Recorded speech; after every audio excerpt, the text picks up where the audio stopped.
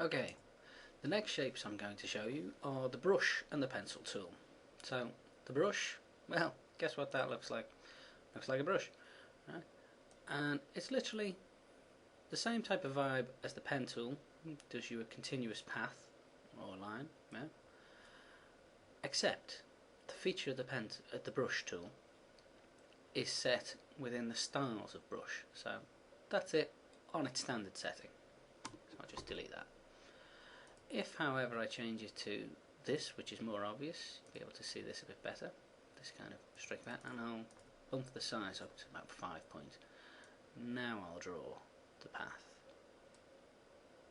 That's the effect I therefore get with the brush tool. I can play about with any of these brush settings. So for instance, that sort of spatted dottery one, you know, loads of things. And of course, this is only grey because I'm currently set to black. If I change the colour to red, it becomes red. So I end up with these spattery points. Okay, so that is basically the brush tool. So I'll hand it back to the standard one. Oop, didn't want that. If you do want to create your own, I mean, I wasn't going to show you that, but if you double click on any of these, you could edit it individually within here, right? Or create a totally new one by creating a new brush, right? Generally you'll have no need, which is why I wasn't going to show it to you. Right, let me just delete that. I'll change that back to black. Right. The pencil tool, again, is the same deal, but the pencil works slightly differently. Now, me personally, I don't like working with the pencil tool. I find it a bit annoying. So I've created, as you can see there, a simple path with the pencil tool. I'll just thicken it up so you can see it a bit better.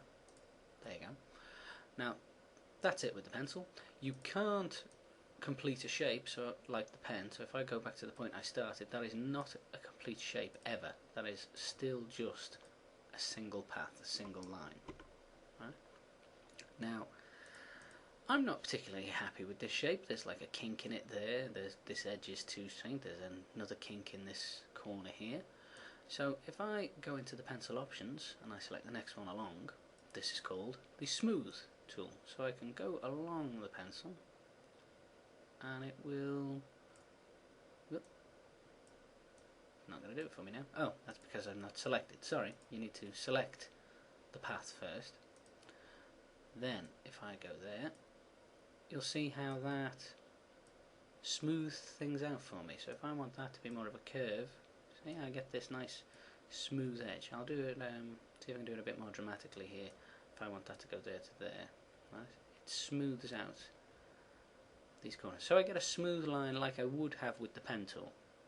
And because I can do it with the pen tool, I don't see a need to use the pencil tool. That's personal preference on my part though, don't let me discourage you.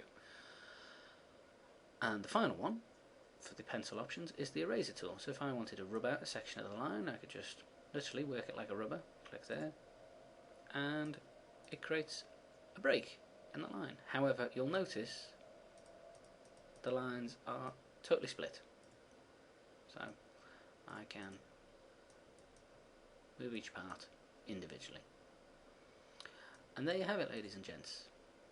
The pencil and the brush tool.